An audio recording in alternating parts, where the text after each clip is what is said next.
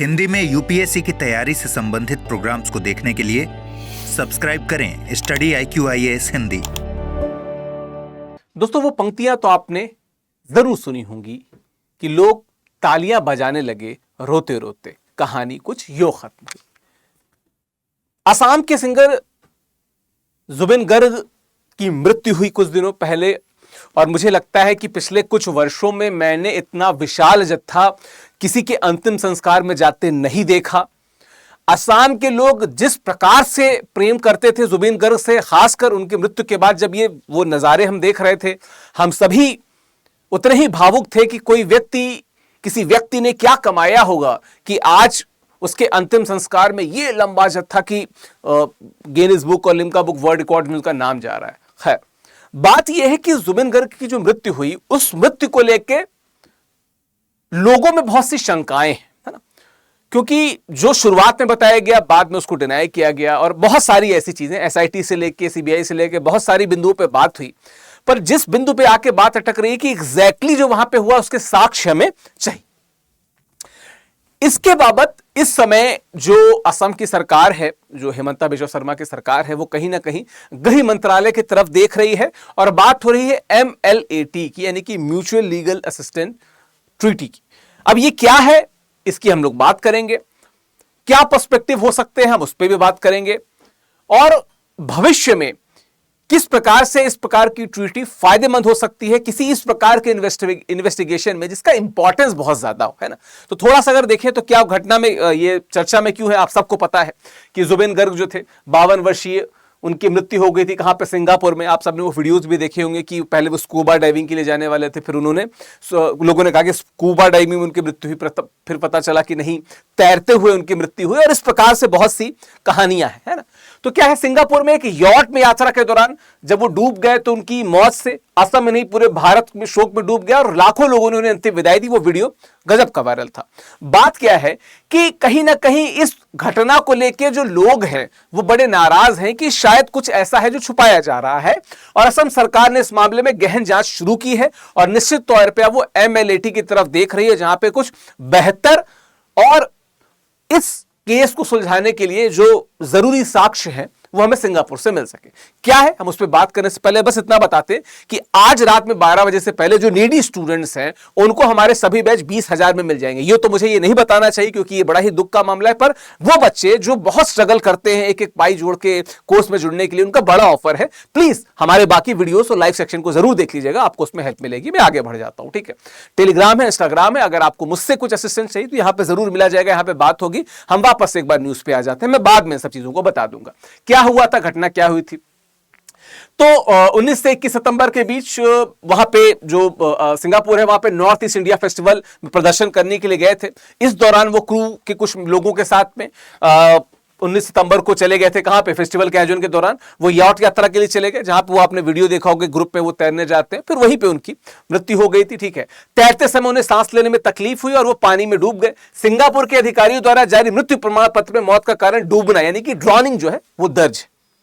बात यहां पे ही फंस रही है, इस पे ही बड़ा आक्रोश है, ठीक है। मृत्यु के बाद क्या हुआ, जो ऑटोप्सी होती है, सिंगापुर में ऑटोप्सी हुई और उनके पार्थिव शरीर को भारत वापस लाया गया। 23 सितंबर को गुवाहाटी के बाहरी इलाके सोनापुर में जो कमर कुची है वहां पे पूर्ण राजकीय सम्मान के साथ उन्हें अंतिम विदा दी गई। मैं फिर से कह रहा हूं कि वो उस विदा का जो वीडियो है वो बड़ा ही भावुक कर देने वाला है, और वहां पे जो लोगों के मेमोयर हैं जुबिन गर्ग को लेके वो मतलब बहुत ही भावुक कर देने वाले, बड़े मतलब इस किस्म के हैं कि किसी व्यक्ति को इतना ज्यादा प्यार जो मिल रहा है वो निश्चित तौर पर उन्होंने कुछ बेहतर वहां पे जरूर किया होगा। असम के लोग ज्यादा बेहतर बता पाएंगे, कमेंट बॉक्स में मैं बताते जाइएगा, ठीक है। चलिए, क्यों उठे सवाल, जांच की आवश्यकता क्या है। जुबिन गर्ग की अचानक मौत में असम में जो आक्रोश हुआ उसकी दिक्कत क्या है कि सुरक्षा व्यवस्था की कमी, यॉट पे पर्याप्त सुरक्षा उपाय क्यों नहीं थे, मेडिकल फैसिलिटीज क्यों नहीं थी, है ना। लापरवाही क्या, आयोजकों और प्रबंधकों की लापरवाही से दुर्घटना हुई, शायद समय रहते कुछ इलाज हो सकता है, या जो हार्ट पंपिंग होती है उसके द्वारा कुछ उनको बचाया जा सकता था। जवाबदेही, कौन जिम्मेदार है। एक प्रदेश का जो लोकनायक था उसकी मृत्यु हो गई, उसके लिए क्या वहां पे कोई सुरक्षा व्यवस्था, वहां पे जो मेडिकल व्यवस्था, क्या उसको जिम्मेदार नहीं कहा जा सकता, ठीक है। इस बिंदु पे बात हम लोग कर रहे थे। जांच कैसे हो रही है, इस जांच पे थोड़ा सा बता दूं कि सरकार किस प्रकार से शुरू कर रही है और कहां पे हमें जाना है।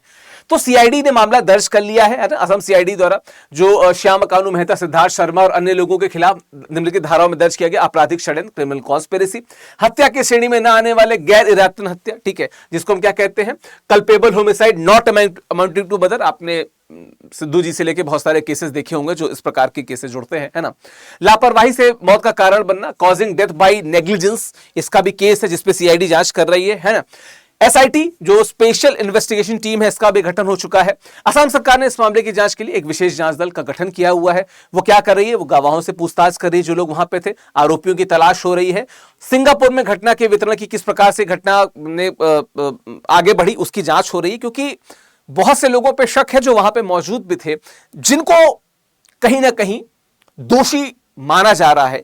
लेकिन फिर वही बात की साक्ष्य जब तक हमें सीसीटीवी फुटेज या डिटेल में नहीं मिलेगा तब तक हम बहुत कुछ नहीं बता पाएंगे, ऐसा असम सरकार और एसआईटी का कहना है, ठीक है।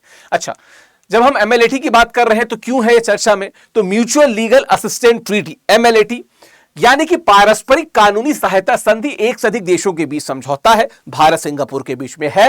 इसका उद्देश्य क्या है कि आपराधिक मामलों में एक दूसरे की मदद करना। सरल शब्दों में क्या, औपचारिक व्यवस्था है जिसके तहत एक देश दूसरे देश से कानूनी जांच में सहायता मांग सकता है। और कुछ दिनों पहले हमने दुबई के केस में भी इस बिंदु पे बात की थी, यूएई के केस में, माफ कीजिएगा, है ना। चलिए, एमएलएटी के तहत क्या सहायता मिलती है। पहली बात तो कि व्यक्तियों की पहचान और स्थान, संदिग्धों या गवाहों की खोजने की सहायता देश दे सकते हैं, जैसे सिंगापुर भारत को और भारत सिंगापुर को। गवाहों के बयान लेना या साक्ष्य एकत्र करने में आपको सहायता मिल जाएगी एमएलएटी के द्वारा, ठीक है। दस्तावेजों की जो प्रस्तुति है, ठीक है, दस्तावेजों की जो प्रस्तुति है उसके लिए जो भी रिकॉर्ड चाहिए, चाहे सीसीटीवी की फुटेज हो या किसी अन्य प्रकार के फुटेज या क्लिपिंग्स हो, आप उसको सिंगापुर से बात कर सकते हैं।